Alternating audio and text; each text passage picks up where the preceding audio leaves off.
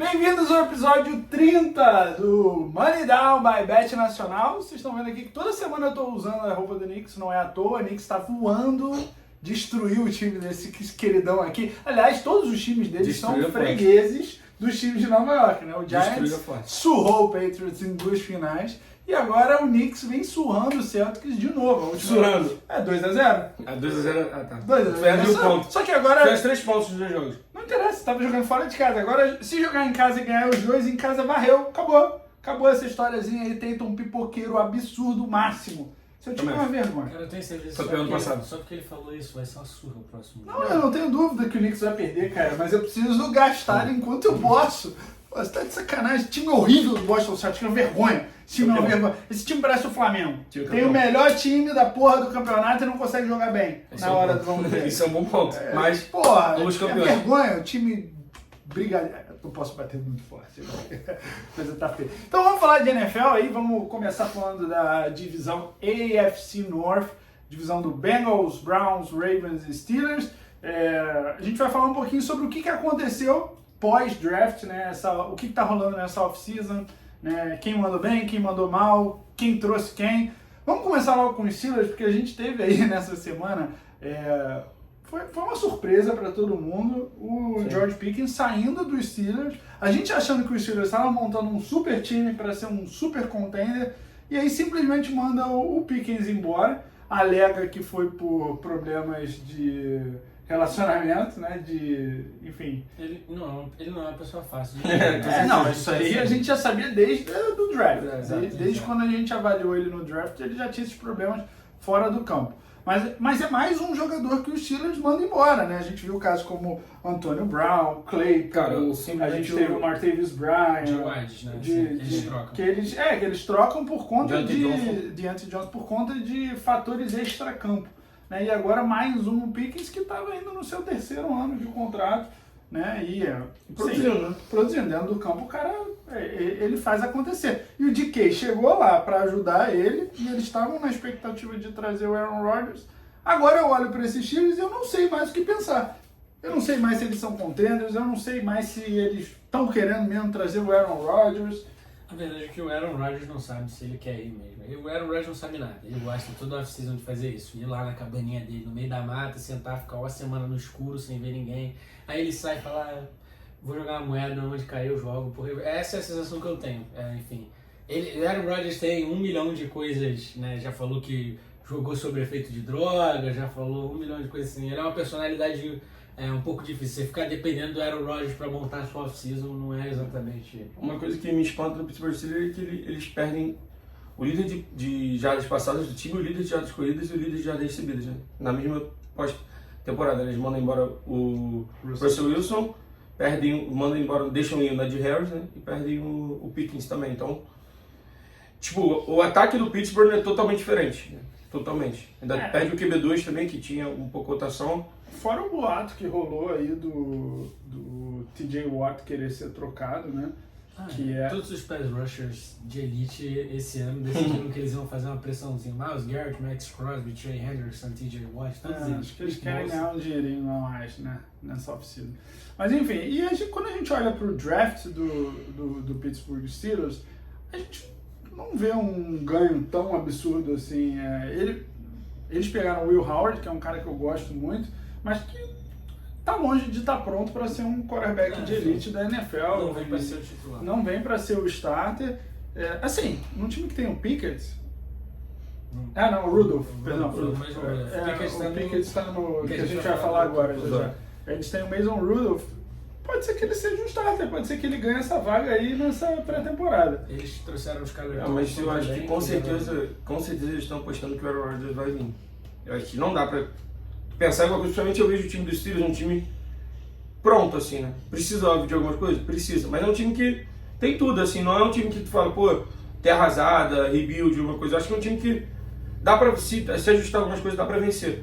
Só que por essa off-season a gente já fica meio, e quem vem? E se o Rodgers não vier, aí você tem que pensar nos Steelers com outra forma.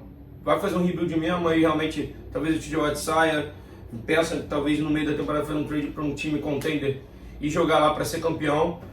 Aí é bem, esses Steelers a gente tá conturbado, vamos ver o que eles apresentam aí, se o Rodgers vem, pra gente ter uma ideia do que vem os Steelers aí pela temporada. Só pra lembrar, galera, os Steelers, eles ano passado tinham o Russell Wilson e o Justin Fields como quarterback, mandaram os dois, o Russell Wilson foi pro Giants, o Fields foi pro Jets. Eles tinham o Najee Harris, que era o principal running back, que dividia muitos snaps com o Warren, e aí o Najee Harris hoje em dia foi pro Chargers. Warren renova, não é? E o Warren passou grande parte da temporada passada lesionado. Mas Sim. E agora o George Pickens, que era o principal alvo, sai, o DK Metcalf chega de Seattle, mas o Pickens sai, que era uma necessidade do time. O time precisava de wide receivers. O Robert Woods também chegou lá, né? Veio um tempo sem apresentar uma boa temporada na NFL, mas tá crescendo.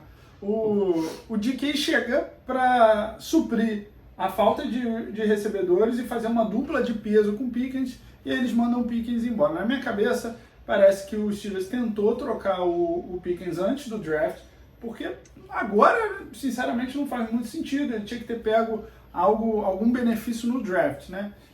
Pode não ter conseguido e só foi conseguir trocar agora, né? Enfim, fica aí essa dúvida, né? Fica uma dúvida em relação aos Steelers, o que eles querem para esse ano. E de fato se o Rodgers vai vir. Falando sobre outra dúvida, cara, a gente precisa falar do Cleveland Browns, da mesma divisão, um time que, cara, vem passando por temporadas conturbadas, assim, né? Quando eles trouxeram o Deshaun Watson, o Cleveland tinha um time muito bom, o time em si. Eles estavam a um QB de ser um time que pudesse competir de fato. Mas o Deshaun Watson não veio mostrando o jogo dele que ele mostrou em Houston. E agora vem de uma lesão, e fora todo o extra-campo, que ele tem muito hate fora do campo, né? E aí, cara, hoje em dia o Cleveland Browns está com 5 QBs no QB Room, né? A gente tem o Pickett, a gente tem o Watson, a gente tem o Flacco, que eles trouxeram nessa intertemporada, e eles pegaram 2 quarterbacks no draft, o Dylan Gabriel e o Shedeur Sanders de Colorado. Então, assim, e pra mim esse é um time que não sabe ainda o que vai acontecer. Fala assim, vamos botar aí, vamos ver o que dá. Também acho. A minha aposta é assim, que o Pickett, a primeiro momento, é o primeiro a ser cortado ali do bonde. Ele vai ralar. Eu acho que... Tu acha? Com certeza. Pra mim, eu acho que... Pra começar, o Stefanski já foi... Teve o Joe Flacco como Comeback Player of the Year, né? Joga bem. Tem um bom ano depois que o Deshaun Watson se machuca. Se não me engano, foi no ano que ele se machucou. E ele veio bem. Que eles vão pros playoffs. Ele joga muito bem. Ele não se machucou. Essa é a verdadeira pergunta. Que ano deixou uma então, aí, tipo assim... E ele fez um jogo sólido, então eu acho que é muito mais tranquilo ele ter o do Deshaun Watson, aquela esperança que ainda vai vir. Obviamente o 2 Calouros não vai mandar embora, que acabou de pegar os moleques, eu acho que eles têm um tempo de se desenvolver. E talvez o Flacco seja a confiança dele. E já tem um playbook no esquema, tem como ajudar mais os meninos do que com certeza o Pickett. O Flacco já foi um QB campeão da NFL, então é uma parada bem diferente para os moleques que estão chegando, para aprender com ele. Eu acho que o Browns vai mandar embora o Watson. Eu acho que o Watson não fica para essa temporada. Eu tenho essa impressão também. Eu acho que já acho deu... que eles não cortaram ele ainda, porque ele está em protocolo de lesão. E eu acho que, voltando, a gente chegando mais perto do começo da temporada, eu imagino que ele vai ser cortado. Porque, ao meu ver, tem QB melhor que ele, que não é titular na NFL. Eu acho que hoje ele teria dificuldade de ganhar essa vaga contra o Flacco e contra o Pickett, ele ia ter dificuldade. Eu não, tipo assim, eles assinam o Pickett, eu acho que para criar uma competição. Acho que eles tinham um plano no começo da off-season sobre o que eles vão fazer com a produção de QB. E aí, ao longo da off-season, como as coisas se desenrolaram, eles se perderam nesse plano que eles tinham. E eu acho que eles vão trazer pros OTAs, né, pros primeiros treinos obrigatórios, eles vão trazer uma competição. Acho que eles vão tentar competir 4, 5 caras. Imagino que o Deshaun Watson vai ser logo tirado desse bonde, até porque o que ele faz, salarialmente falando, o impacto dele salarial no time do Cleveland é assustador. Sim. Então eu acho que eles vão criar uma competição entre esses 4. E aí eu creio que, assim, provavelmente um dos rookies deve ficar atrás, deve ser o 4º, digamos assim. E aí ele deve ser remanejado, talvez um practice squad ou algo do tipo, porque eu acho muito difícil você ter 4 QBs no teu roster, principalmente na NFL, que, pô, é A gente sabe que os caras, assim, têm posição específica para special teams, então não dá pra ficar mantendo 4 caras no seu lado. Não dá. E assim, a gente não viu tantas movimentações do Cleveland Browns nessa off-season, né? A gente viu eles pegando Mason Graham no draft. Não, mas eles tiveram bastante movimentação. É porque eles não tiveram nomes tão grandes. Acho que essa é a mas, por exemplo, de nomes expressivos. Então, eu acho que não tem nome expressivo, mas tem jogadores que, pra mim, cumprem bastante função ali e são jogadores que eu gosto. Por exemplo, eles acrescentaram 2 caras na trincheira que eu acho que vêm para ser titulares e vêm para complementar muito no Cleveland. Que pra mim, o Tevin Jenkins vai jogar de guarda com certeza titular. Eu acho que talvez seja um buraco que faltava nessa linha ofensiva deles, que pra mim é bem sólida. Eles têm bons jogadores. E o Malik Collins, que é o DT que veio do Fortnite também, que eu gosto bastante. Eu acho que vai ajudar o Myles Garrett, junto com o Mason Graham, que vem também, entendeu? Eles pegam o John Triumph e Sneak, vamos assim, que era do Bucks, um Ed que veio de Washington. Ele não é um... Ele não jogou muito na NFL, mas eu acho que pode ajudar um pouquinho no pass rush lá, dar uma moral. E eles acrescentaram o Jerome Baker, linebacker de Miami, que eu acho que é um bom linebacker, entendeu? Eu gosto dele, eu acho que vai funcionar bem com o Carson Swearinger, que eles pegaram no segundo round, e o Jock, né?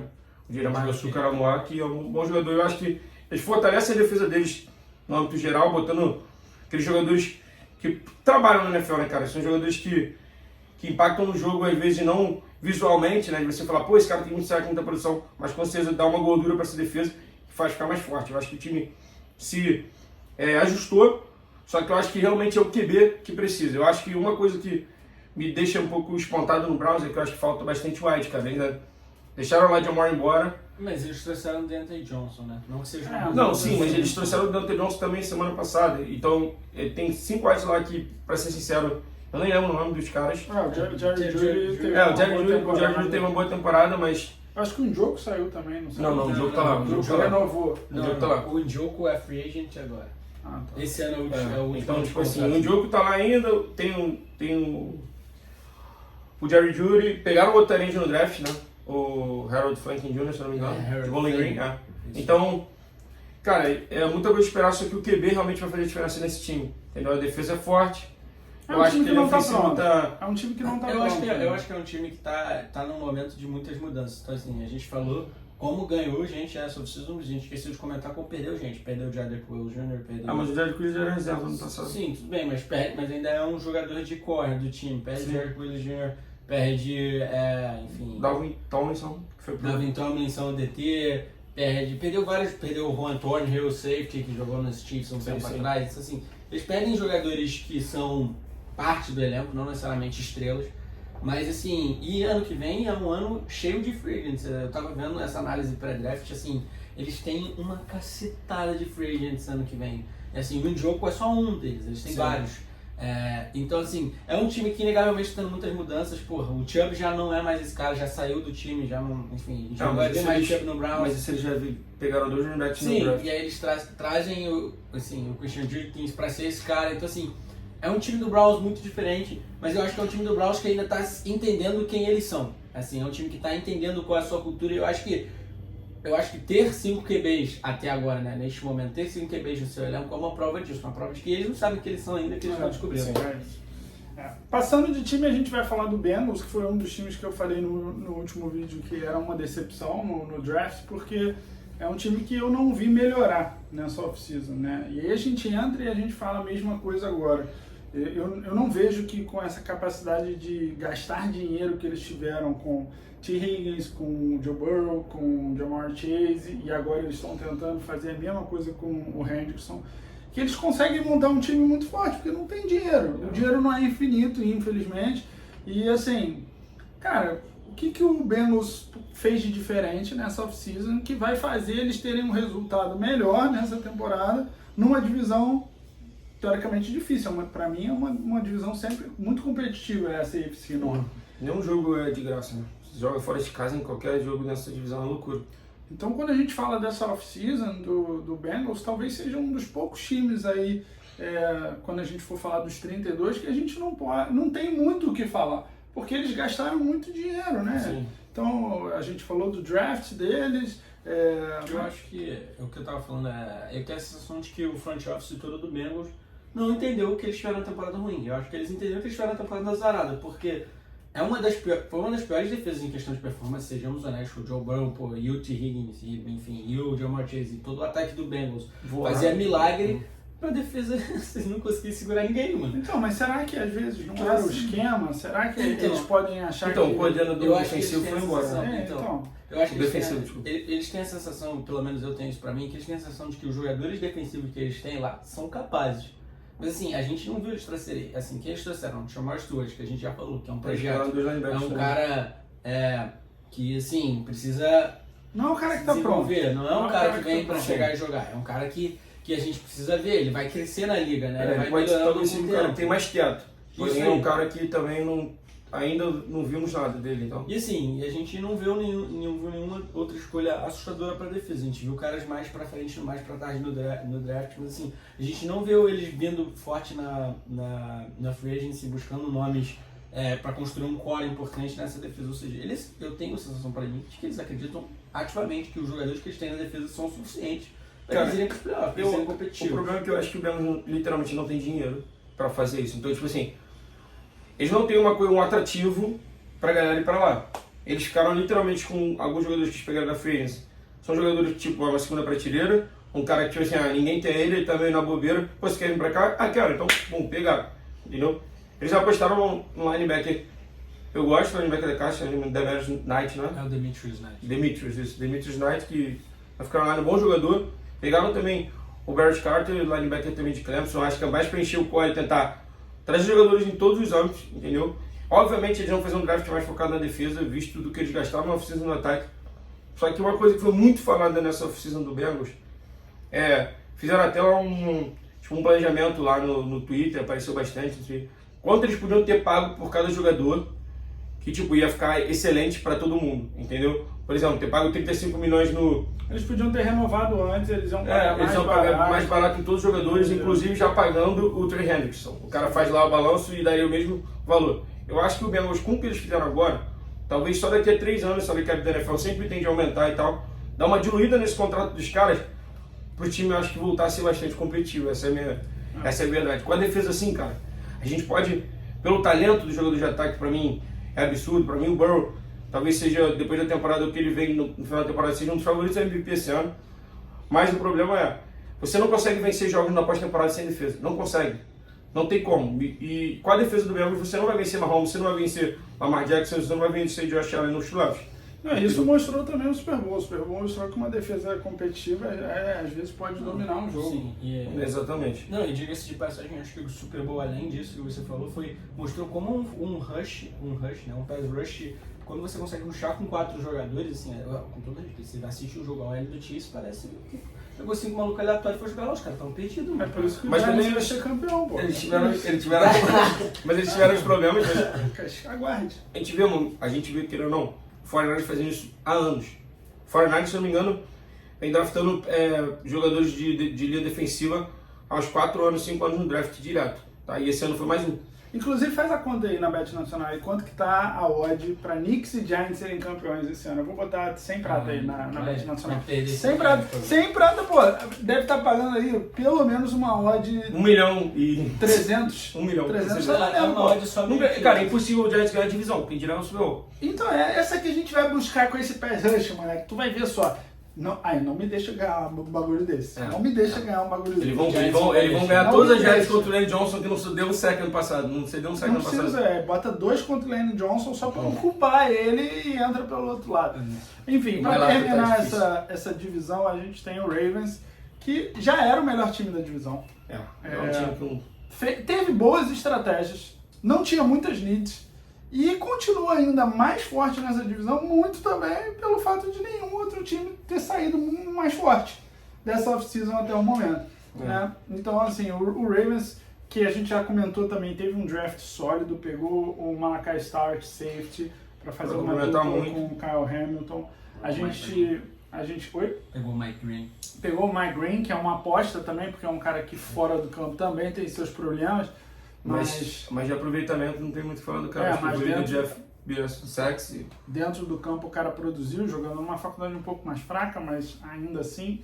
E a gente teve, uma das needs que eles tinham era a posição de wide receiver, isso é verdade, e eles pegaram o DeAndre Hopkins, que era uma opção que tinha no mercado, um cara experiente, mas que não chega para ser o wide receiver 1 lá, nem de perto. Ele não vive o que ele já foi, né? Ele não é mais o prime, não tá mais na melhor fase. A gente sabe que o cara lá é o Zay Flowers e o Bateman teve uma temporada muito boa ano passado. Isso que eu ia falar, são dois caras que estão no contrato de calor ainda, tanto o Bateman quanto o Flowers, desculpa.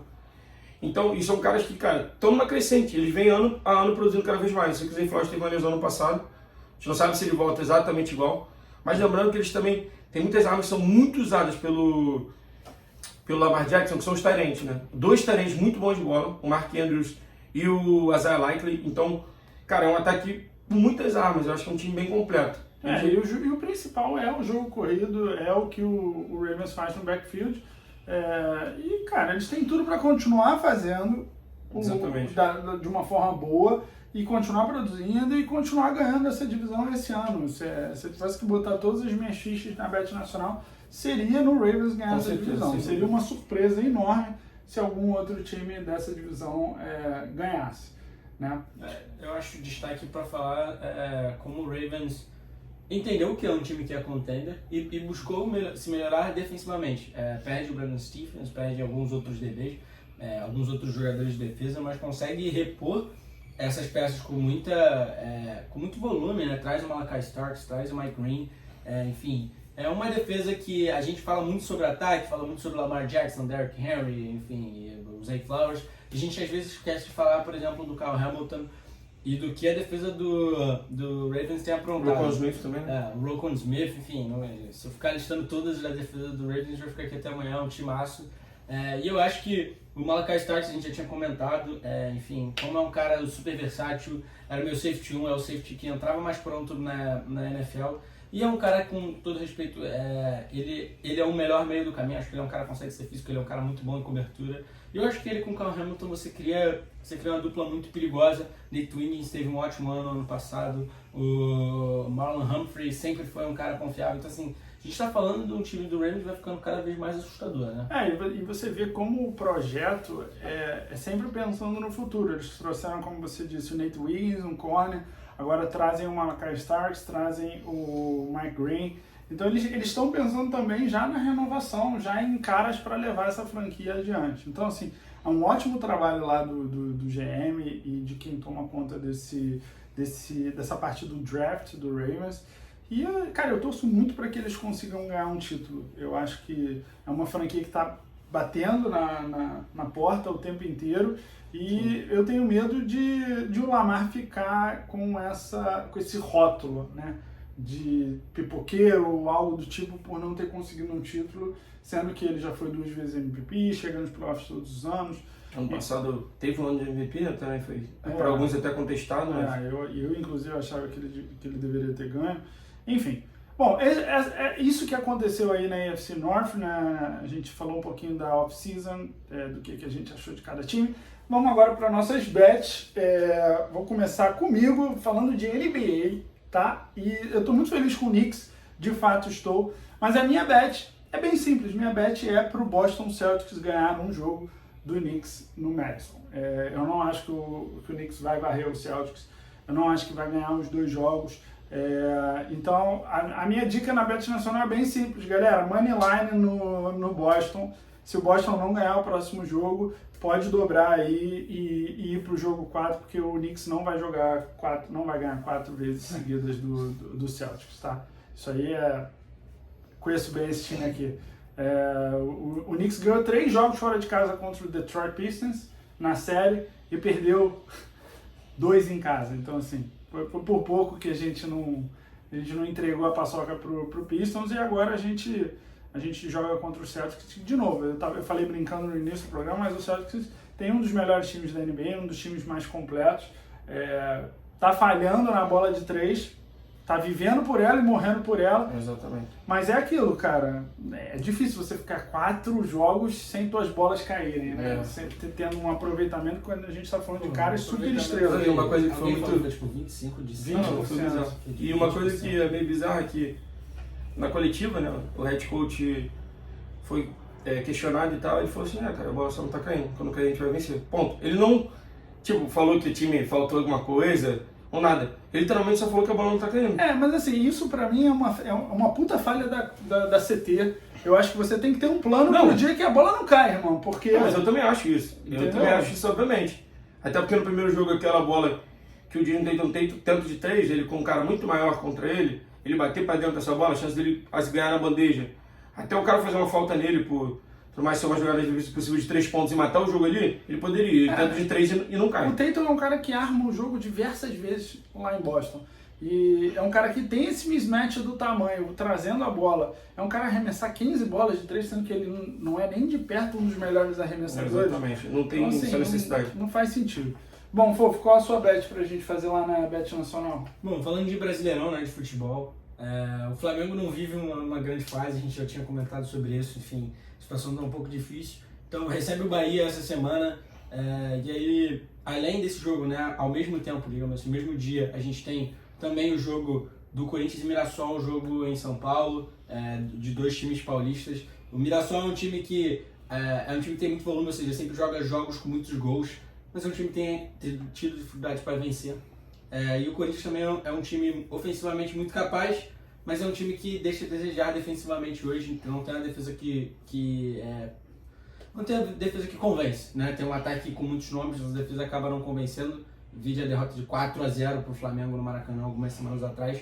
Então, eu entendo que eu escolhi uma odd para ter mais de 1.5 gols, para ter no mínimo 2 gols no jogo do Mirassol e Corinthians, algo que aconteceu se eu não estou enganado, 7 de 10 dos últimos jogos do Mirassol, e aí é um pouco menos do Corinthians, acho que é 6 de 10, ou enfim, 6 de 8 dos últimos jogos do Corinthians, alguma coisa assim, ou seja, sempre saem muitos gols nos jogos desses 2 times, então eles se enfrentando, nada mais justo do que ter 2 ou mais gols, combinado com a odd de não ter 4 gols no jogo do Flamengo, porque com todo respeito, hoje em dia o Flamengo não tem botado 4 gols em ninguém. De ano, a vitória contra o Corinthians não bota 4 gols em ninguém, hoje, infelizmente.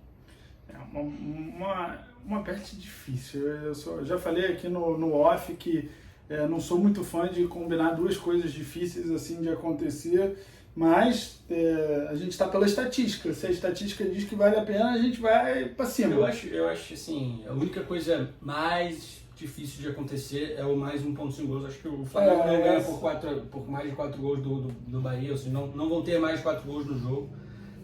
Acho que o mais difícil é só ter 2 ou mais gols no jogo do Corinthians e Mirassol, mas assim, é o que acontece, é 2-1, 1-1, enfim, então assim, 2 gols é o que tem saído, né? O brasileiro estava com média de 3 gols, alguém falou no começo, então enfim. Tem que ter fé. E tu, Toninho, qual a boa? Então, cara, o que acontece, principalmente no futebol, as minhas análises, apesar de eu ter acertado a maioria das bets aí, faço muito mais a análise pelo que eu vejo do futebol, assim, não muito por estatística como a gente faz na NFL, porque é uma coisa mais, eu acho que tem mais números, assim, baseados na NFL do que no futebol americano, vídeo de tecos, antecipações, engloba muito mais números somente no esporte americano, né? No futebol, eu acho que tem muito mais de, principalmente a gente que vive o futebol, assim, que eu digo, tá muito mais acostumado com o futebol do que o futebol americano no dia a dia, né? Então tem muita coisa da paixão, das coisas, de tudo mais que move o futebol, que acaba fazendo com que as coisas evoluam. O esporte, ele não ganha um jogo há mais de 8 rodadas. Perde o Fluminense, foi minha bet da semana passada, que o Fluminense ganhou esse esporte. Sei que foi um jogo mais difícil do que o esperado. Inclusive o esporte surpreendeu o Fluminense. No último minuto. No último minuto, mas vitória. Aí o que eu ia falar? O Cruzeiro ontem foi eliminado na Sul-Americana. Ou seja, não tem mais foco numa competição internacional. Né? Vai ter que vir com tudo pro brasileiro. O Cruzeiro joga fora de casa contra o Sport. Lá na Ilha do Retiro, um Sport bem abalado. E o Cruzeiro com um técnico novo que apresenta um baita futebol contra o Flamengo. Apresenta um baita futebol. Pra mim, eu acho que foi o melhor jogo do Cruzeiro no ano contra o Flamengo, disparado. E foi o primeiro jogo no ano que o Flamengo não domina ninguém. O Flamengo foi totalmente dominado pelo Cruzeiro. Tá? E eu sou flamenguista e, cara, o Cruzeiro dominou o Flamengo. Eu vi um baita futebol do Cruzeiro e eu acho que ele tem total capacidade de pelo menos arrancar você brigando por alguma coisa no Brasileirão, o Cruzeiro quer chegar na Libertadores ano que vem, é um time que investiu muito caro essa temporada para isso, e você tem que pelo menos empatar fora de casa com o Sport, tá? Então o Cruzeiro, ou empate, tá pagando 1,52 para o Cruzeiro empatar lá fora de casa contra o Sport, que se eu não me engano ainda está sem técnico, e vem de 8 jogos, 8 derrotas aí consecutivas. Então, de olho aí, eu acho que é uma bet que tem valor. O Cruzeiro vai vir bem mordido e eu acho que vai buscar até essa vitória aí contra o Sport. Mas aí, para ser certeiro aí, Cruzeiro empate, 1,50. Eu gosto, tem valor. Visto essa quantidade de jogos que o Sport não consegue ganhar, discordo só um pouquinho sobre o jogo do Flamengo. Eu acho que quando qualquer time joga contra o Flamengo, parece ter uma motivação extra, e aí parece que surge um melhor futebol. A gente viu o Vasco jogando muito bem contra o Flamengo, a gente viu agora o Cruzeiro, a gente viu um Central Córdoba que estava aí há, 7 jogos, uma única vitória nos últimos 7 jogos foi contra o Flamengo e foi aqui no Maracanã. Então, assim, parece que a galera quer jogar bem contra o Flamengo porque também sabe que é uma vitrine, né? Sabe que está sendo assistido, sabe que tem oportunidade de chegar em voos maiores. Não acho que esse time do Cruzeiro seja bom, não acho de verdade. Acho que tem muitos problemas e acho que o técnico ainda não conseguiu implementar o que ele quer e o que ele precisa para esse time ser bom. Mas o time do Sport é horroroso, mas é muito ruim mesmo. E teve um jogo muito acima do que ele mesmo pode produzir aqui no Maracanã contra o Fluminense, e mesmo assim perdeu. Então, assim, nos esportes tem muito esse lance da confiança também, né, cara? Sim. Então, assim, cara, às vezes tu tá lá, a bola não tá entrando, a bola não tá entrando. Quando o cara chegar na cara do gol, a bola não vai entrar, porque ele já tá com aquilo condicionado na cabeça dele. Então, até a fase virar, até o momento virar, acho que eu tô com essa bet aí, é uma boa bet. Lembrando que semana passada a gente foi 3-0, todo mundo aqui acertou as suas bets. E também, galera, que assim, só eu falei aqui sobre a NBA, assistam o NBA, os playoffs, cara, estão absurdos, cara. O Pacers ganhou o segundo jogo também fora de casa contra o Cleveland, com o Haliburton tendo um minuto ali, o final da partida, absurdo. O Pacers estava perdendo por 8 pontos, faltando 1 minuto para acabar o jogo. Assim, um negócio de doido. O Nuggets também arrancou uma vitória fora de casa contra o Oklahoma, que é o melhor time da NBA. Mas ontem tomou uma surra jamais vista, mas era assim, esperado no confronto. Mas ele podia descansar, porque agora agora fez 80 pontos em 22 minutos, cara. Mas agora eles voltam para casa e eles só precisam manter o mando de campo. Eles ganhando em casa, eles se classificam. E aí a gente ainda tem o outro jogo que Golden State ganhou fora de casa contra o Minnesota, com o Steph Curry não jogando mais da metade do jogo por causa da lesão, e agora tá com a posterior ferrada, a gente não sabe qual vai ser ainda, mas assim, tá voando. Eu ouvi uma frase hoje que dizia assim: todo jogo dos playoffs da NBA tem sido um Barcelona e Inter. E eu achei sensacional, porque a gente teve esse jogo absurdo aí de Barcelona e Inter, mas a NBA tá entregando muito também, então... tirando o jogo do OKC, esse último agora, mas o resto só jogamos, tudo equilibrado. E não esquece também que lá na Bet Nacional, hoje em dia, você consegue assistir os jogos, né, Brasileirão, NBA, tudo de graça, só entrar na plataforma e assistir os jogos. Então é isso, galera, tamo junto, abraços, vamos pra próxima. Valeu!